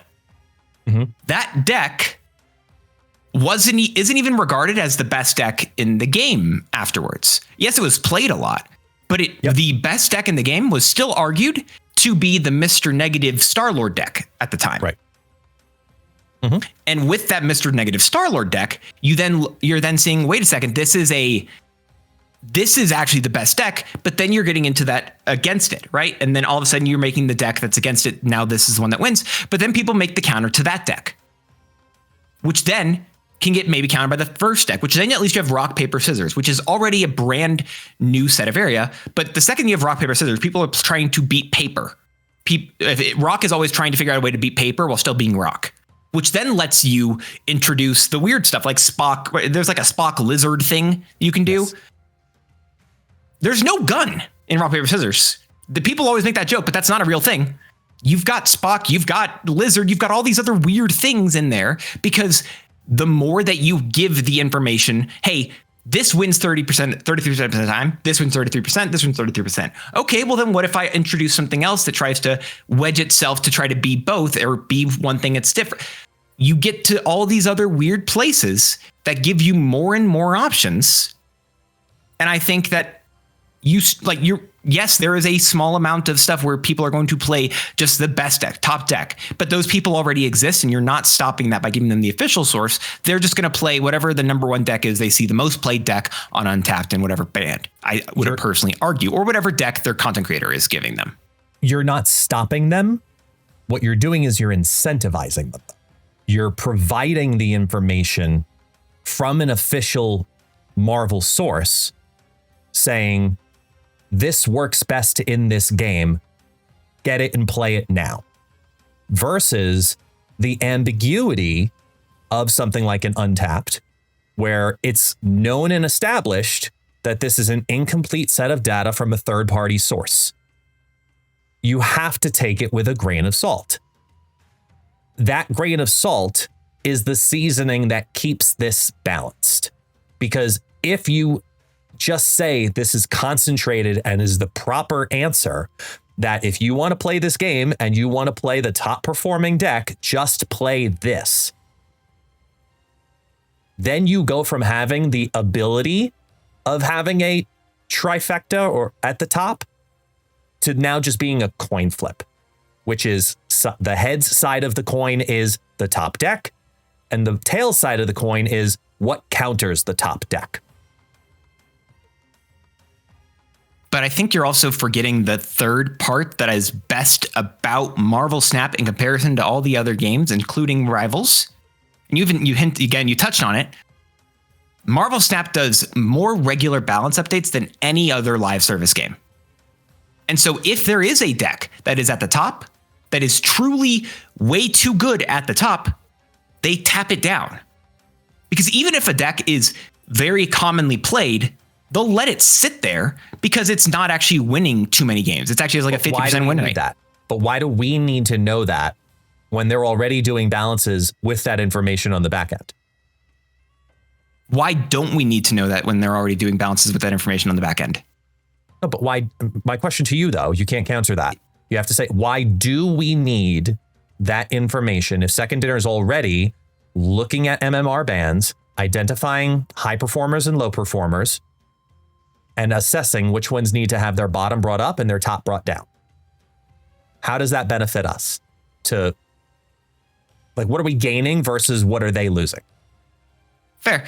I mean, we gain more accurate information when we can talk about these things and have better understandings as to why things might be getting buffed or nerfed. I'm going to argue for ourselves as content creators. However, there is still a fair, I do think, because of, again, I'm going to argue the fact that metas always are shifting and evolving due to people trying to counter the meta, and also due to, again, Second Dinner doing regular balance updates. I still think it makes sense to continue revolving those things and getting this information out there. I can see the point that you are making, and that's fair. I don't like it, but I'm going to say this. I think there's a world where there's a happy middle ground, right? I think there's a happy middle ground somewhere in there. And the closest I can get to it is the untapped cards page, where you can go to untapped.gg, go to the cards page, and it shows based on right now, what you can change is you can change the time range in which you want it to look through, the collection level in which you want it to look through, the band of players you want it to look through, and then also take a look at the cards, individual cards, average cubes, win rate, play rate, and then their own personal, algorithm to figure out what they put as tiers, right? So I could go on in to Untapped right now, look at the last 7 days for players with collection level 8,000 plus for all ranks of Infinite. And I could take a look and see that the number one highest cube rate card is Fantasticar right now in the last 7 days in Infinite with an average of 0.44 cubes per game. That's not the highest win rate. That's not the highest popularity rate, but statistically that is the highest average cubes. And I think that there might be a way that Second Dinner could do something like this, looking back to what they used to do for individual accounts, where you would see like your season recap, right? What was your most played card, your most split card, the location you saw the most, etc. Like we used to get those, which was something really cool that I wish that they do bring back. I don't know. I know why they had to ban it, but I would love for them to bring it back. Second Dinner. It died with Newverse, right? I think it was the Newverse thing. Yeah, it was a Newverse thing. It was a Newverse site, Newverse tracking. It's their thing, but Second Dinner hasn't adopted it. I would love for Second Dinner to adopt it. We have actual issues to fix first. Yes, there are real things to fix. Is my argument. My point, though, is something like that as an encompassment for overall performance, where you can see something from Second Dinner to say, over the span of the entire game, all players, all MMR bands combined into one pool. Here was this season's cards performances. Like here are the top 20 average cubes, or top 100 average cubes, top 100 win rate, top 100 popularity rate. Knowing Marvel and Second Dinner, they'll never put 100% out there because the last thing you want to put out publicly is these are the ones that sucked. But I could see them releasing a top 100 for those three categories every 30 days. Once a season is over, to let people know, here's the stats from last season of how these cards individually did. Not the decks that they came in, not the archetype builds, not the, like, if it was more broad, I think that would satisfy that feeling. And I think that the community would appreciate seeing that type of, not true transparency because of how broad the performance would be, but it would be interesting to see based on that of play rate and successes of what cards did so well last season or super well last season, because it could change how people think about going into the next season, or how they decide, you know what, maybe I am going to play a deck that has Agent Venom in it that I didn't play last season because it's doing really well with cubes recently. Like there's those kinds of things that could be incentivized by certain releases of information.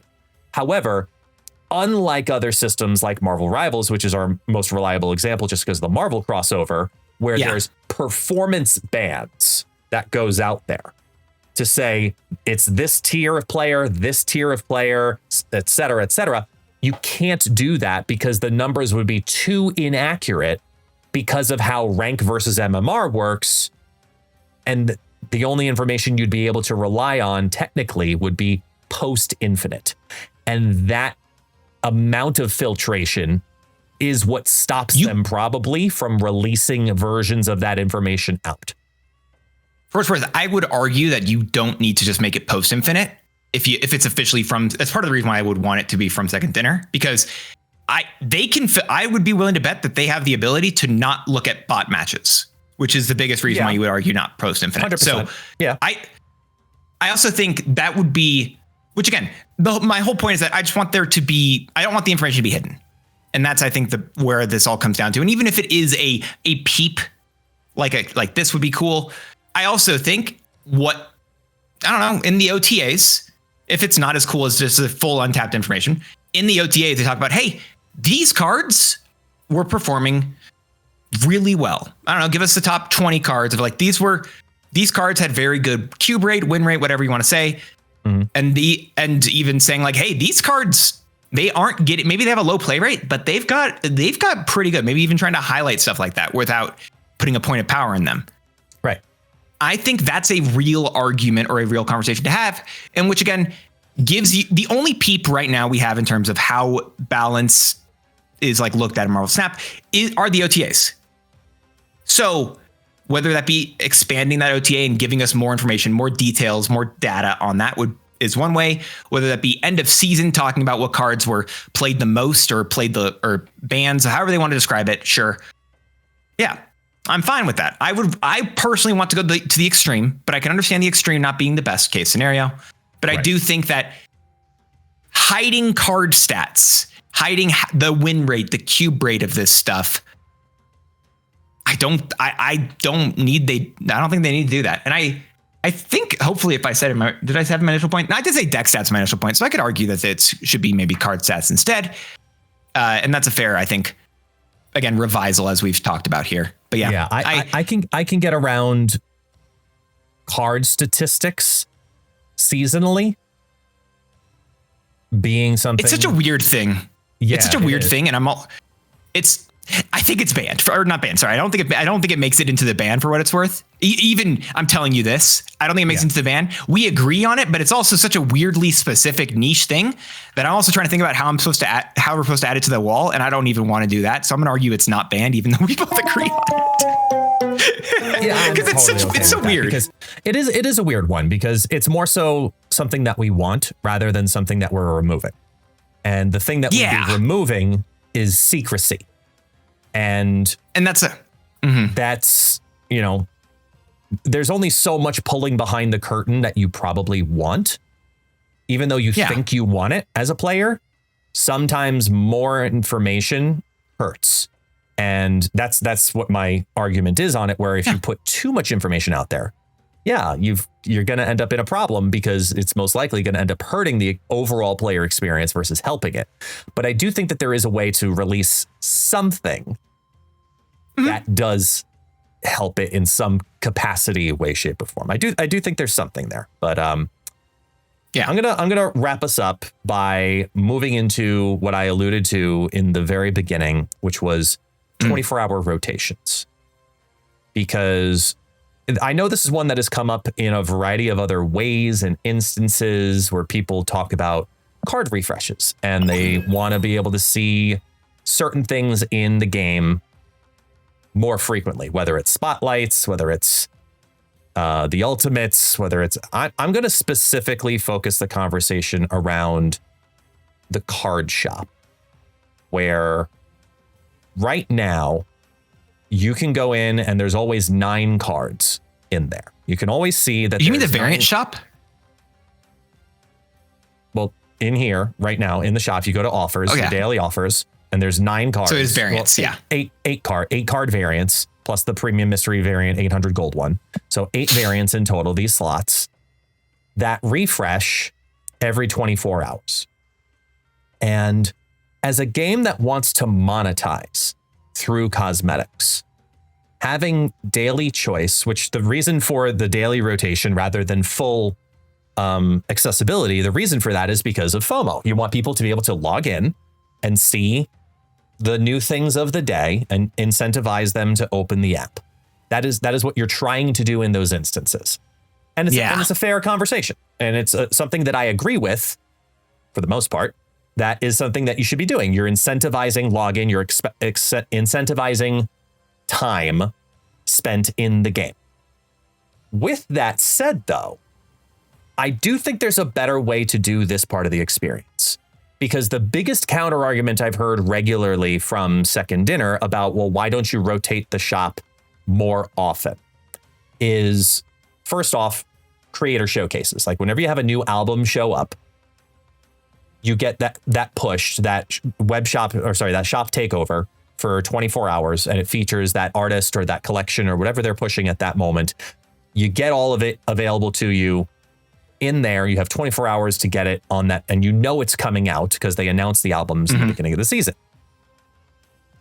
However, I do think there is a way, and I think it's a comparatively simple way, that this whole system changes and gets fixed with the 8-hour rotation idea, which is what many people have pushed for, and I'm going to promote as a incentive for what I would like to see here as well.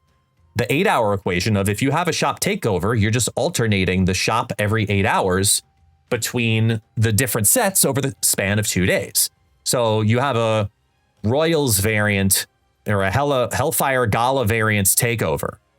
New album comes out. It's in the shop for 8 hours.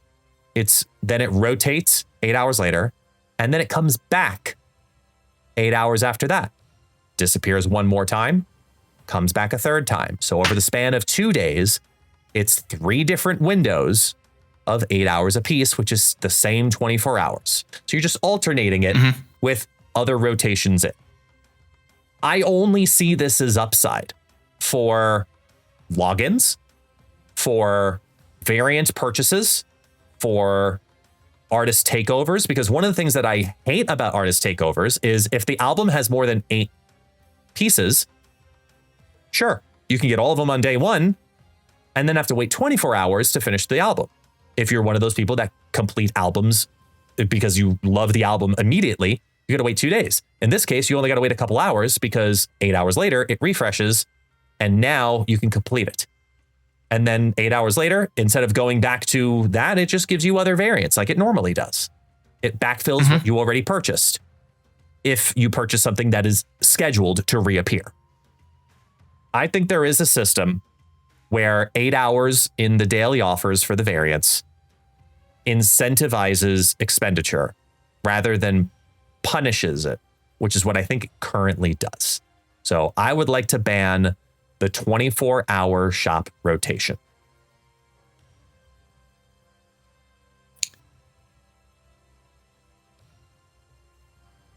All right, so here's my problem here. I agree with you, and I think it's never happening. That's my problem. I agree with you 100%, but also you kind of alluded to it. Second Dinner has consistently found reasons to say no to it.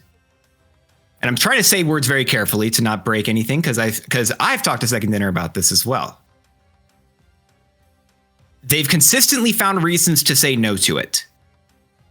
And I don't think this solution would be enough to convince them. And even if I really do not think that this needs to be a daily rotation when every other shop, the only other thing, there are 2 other things in that entire, in all of Marvel Snap Shop that are a daily rotation that care about every single 24 hours you're checking. It is, so 2 other things, the 1 being the variant shop, 2 being the gold pass, 3 being the collector tokens, 25 collector tokens each day. Those are the only 3. You know what? No. 4 is, no, it doesn't even count anymore. No, because I was going to say the free Series 3 card you get if you're not Series 3 complete, but no, it refreshes every 8 hours. So no, there's no reason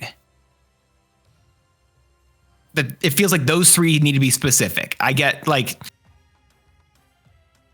agree that it should be, but it won't be. And I don't know what to put here. This is where you put either Snap Cord or Meta Roast, because I'd roast it with you, but I have to. I don't want to be on defense of Second Dinner here, because they would take you to court. Considering you're you and not Second Dinner, I'll consider it a roast. Because, and granted, now I as the person on the other end of it, very often, where I'm very often speaking with conversations regarding Second Dinner, filtering conversations, knowledge, past, NDA stuff, and what you can say, what you can't say. I'm not trying to get you to break NDA here. No, and you're not either. Yeah, no, never. I'm more so along the lines of the theory behind it whether they justify it or not, from a consumer's point of view, I see less downside to change it versus upside to maintain it. And as something that the community has asked for repeatedly, and something that I kind of wanted to go into the conversation about and like really try to figure out what I would like to see, I think it's something that's very interesting, because as a consumer, that even in this podcast, I think I've said it a couple of times, where the number one way that this game monetizes is cosmetics. Yeah. Providing more of them while still maintaining FOMO, which is a huge reason for not having it, right? Too much access creates less of a desire. Therefore, the access must be restricted. That's what FOMO is. Not having, and I've never been in support of just saying like, here's a full open shop and just go buy whatever variant you want at any given point. I've never been a fan of that. I am totally understanding and agree with the rotating shops. The frequency is the biggest issue to me, because I do think that there's opportunities where the system can be worked and reworked and manipulated to incentivize higher rotations while still providing the FOMO aspect of what the game needs to incentivize higher monetization. Because I think there's basically a curve where if you give them too much access, the curve drops too far down and you hurt your sales as a business. But if you leave the dial where it is, you might be restricting yourself from seeing the upside of the curve first before you see the downside. Like, I do think there is a dial that's too much access is too far. I would like them to just turn the dial a little on the FOMO rather than all the way. Yeah, I agree. I mean, this is my problem. Why I said I didn't know between Meta Roast and Snapcourt, was which I agree. I think that's a fair thing. I think there's a better way to rotate through variant shops, especially as I'm going to argue the album thing, as you mentioned. I'm someone who typically likes to buy all the albums and have to wait 2 days typically to finish an album off or whatever. However, it's just a very clunky and inefficient way. And also, as more and more variants get added into the game, it's harder and harder to find specific ones that you want. And that's a whole other point I think you didn't even hit on. But this game, it also, as we've added there, I'd argue that the variant pool has exponentially increased, especially as time has gone on. And trying to argue that the variants should be as rare as they are and the consistent, this shop is also a relic of part of how it was originally. I think it could be improved. I think it should be improved. I just don't know if they will do it, is my problem here. Like, I agree. I don't think it'd happen. I don't know. This sucks. Because it's not an argument of it ain't broke, don't fix it. It's sure, it's not broke, but can it be better? And can it be optimized? And that's a product conversation for Second Dinner, where they have to figure out the balance of that monetization. But I do think there are dials that could be adjusted. And I'm not talking about, make everything cheaper. No, I'm talking about like from a user interface standpoint and a user experience standpoint, how they're able to interact with it and how often they're able to interact with it is an opportunity that Second Dinner can probably maximize, because I don't think that they're getting the maximum experience out of the card shop. And I think evidence of that is the fact that they promote the web shop for sales very much so, where they're incentivizing that because obviously they get a higher percentage cut when you purchase on the web shop versus when you purchase in the App Store or Steam Store, etc. I do think that the shop is just overall an opportunity. And if you're utilizing in-game resources and the only way you can access the card shop like this is using your in-game gold in-game, not talking about purchasing gold, not talking about purchasing bundles, that's better on the web shop, but the usage of that stuff, I think that there is a dial that they should just be adjusting. They should be increasing it slightly to allow access for that usage, because people do like to use their gold on variants. And just personally believe that they are unintentionally pigeonholing themselves by not finding a better balance of what's too much versus too little, because I just think right now it's still too little access. I was looking up to see if they had talked about the variant shop at all. And the most recent conversation I could find that was specifically around this like 24-hour thing, at least that gave any actual notes on it, was back in October when Griffin said the team is absolutely aware of this feedback regarding how rough the shop is in terms of the 24-hour timer, and discussions about how to improve this experience are occurring often. A full rework of the variant shop isn't at the top of the team's priority list right now, but I'll sure to bring up this feedback again to them. And there's a lot of different teams that can dinner. So, maybe that team is still working on a variant shop. Maybe it's not. Maybe they're working on something else right now, because there's a lot of things in Marvel Snap that should be worked on. However, it feels like a relic at this point. And I don't know what they're supposed to do to fix it. I don't know how you're supposed to fix it, but it really feels like just a relic of older times as of now, where this should have been fixed. I think we should be allowed to have some more options here. Considering the amount of options that exist now. Yeah. I do think that they absolutely are missing an opportunity. And I don't think, let me be clear, I don't think the solution is just have a larger shop every day. I don't think that's the solution, because it's a Band-Aid solution. Yeah, it's a Band-Aid solution. And they did that once already. It went from having 6 to 9 slots there. The solution's not go to 27 slots. That's a good shout.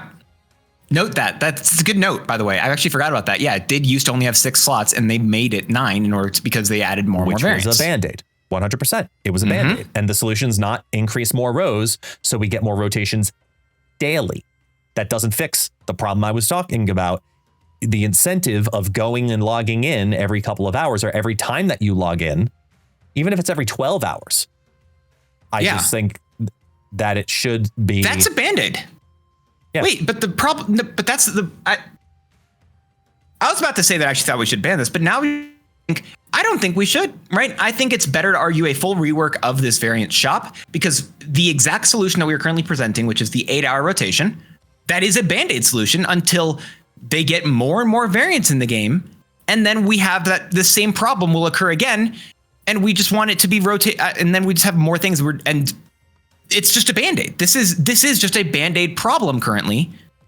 And the only way to fix it would be a real solution, a rework of the variant. Am I right? Am I wrong about that? I feel like I'm actually, because this is just, yes, you're right. It's a bigger Band-Aid, but it is still a Band-Aid. And that's what just changed my mind, because I was about to say that I agreed. I'm so sorry, but I get it. I'm trying to figure out. But I talked about this, but it's like, okay, but if we have the same problem here, they've already put a Band-Aid on it, and we're arguing that what the next thing they should do is rotate it more often. How does that fix it a year or two down the line? They've talked about more recently in their foundational focus, their future foundation focus, their roadmap. They said they want Marvel Snap to be a forever game. They said that. How does a 8-hour rotation of the shop can help the game as a forever game? And so when you're bringing up now this 24-hour rotation and you want to ban it, I agree that it should be banned, but the problem is the solution is a Band-Aid that's just bigger. So I think what you might be ignoring is the distance between where you are in your play experience, in your collection and journey, versus the growth of the shop. So if you're a brand new player coming into the game, let's start there. Your shop obviously only gives you access to variants of cards that you have. And as you continue opening cards and unlocking cards, more options become available to you in that shop over time. And you also unlock variants, obviously, through a variety of different areas, free, paid, etc. As you're continuing on, right now, the curve in having access to those variants, given the size of the pool, it skyrockets in gap of potential versus over time, where at some point the gap kind of meets level with your collection growth. So I'm gonna try and do this on a visual on full screen for me. So like, I do think that there's a curve experience in this where there's a certain amount of where you end up in a problem, and then there's a certain amount of you're able to tolerate this. So if you're a new player, and that is a very large drawing thing I'm throwing on there, but if I reduce it down to like there, the gap between what you can do and what you have, right? You're a new player, and then eventually your collection starts doing this. It starts leveling out. Yeah. Right now, I'd say the current experience of how many variants are in the game with a 24-hour rotation does something like this, where the gap eventually just kind of somewhat levels out to the same arc as your collection after a certain point. The 24-hour shop just lowers that gap. It takes it and says, here, let me put something in the middle so you have a higher chance of seeing the variant you want. But because the variant itself and the whole shop itself, after a certain point of your collection, essentially levels out, that's where I kind of feel like, okay, this is why you're able to get away with this. By putting on more slots every 24 hours, it doesn't lower the top line because of how often it does rotate. It just kind of leaves it at the top line. Maybe it reduces it slightly, but every 8 hours, and the incentive for extra logins is what brings you down to the middle line, which is where you want to be, having a higher chance of that variant that you're targeting to specifically show up. Now, sure, it does, of course, increase your chance to miss it, which is, I know, a counter argument that Second Dinner's presented in the past. Mm-hmm. But that is not a fault of Second Dinner. That is a fault of the user when you're trying to create the user's experience to intentionally be log into the game more. And I think that there's something along these lines that could potentially not be a band-aid, but more so a lower the ceiling. That's all that solve would be doing, is you're lowering the ceiling. You're not putting a band-aid on it would be just adding more rows. Yeah. Frequency lowers the ceiling. Quantity with the same frequency does not. No, I think that's a good point. I like it. And another thing I thought about while you were still making that argument, and actually I thought about when you were trying to figure out the draw tool, but even if we do ban something, we could try to argue for a fix, but at the same time, we're arguing for the removal of something or a replacement of something, right? This is a rework me, I think, more than a ban me, I will still say. However, even with this rework me, where even if you just give it an 8-hour window or whatever that might be, I think that's much more of a fix and much more of a band-aid. And it's, I think, honestly, a large enough band-aid that even if it isn't like a permanent solution and they have to revisit it, it's a large band-aid that they probably could ignore for quite a few years. Yeah, they probably could. I'd argue that. That's fair. I think they absolutely could, sadly. But yeah, you're not wrong there. No, they could, right? Because this has been a thing that people have thought about for about a year already. And if they give it that 8-hour rotation, they could do that bit. So I think it's fair to say that. Yeah, ban it. Let's do it. All right, I'm already against it. Leaving it banned. Goodbye. All right. I forgot to do that, by the way, earlier. I know. It's okay. I forgive you. The audience will forgive you as well. But I think they can forgive me. Yeah. And I think they'll also forgive us when we simply say that, look, if you've watched this entire episode, you are a true ban list enjoyer. And I appreciate you absolutely tremendously. You know what to do. Head down below. Let us know what you liked, what you didn't like, what you would like to see banned. And Dance, I'm going to wrap us because we've been blabbing, not yapping, but blabbing for way too long. So thank you so much, everyone, because this has, as always, been the ban list. Say something funny over this bit, because I always do that here. Funny! Oh, that's good. Shut up. Welcome to the ban list.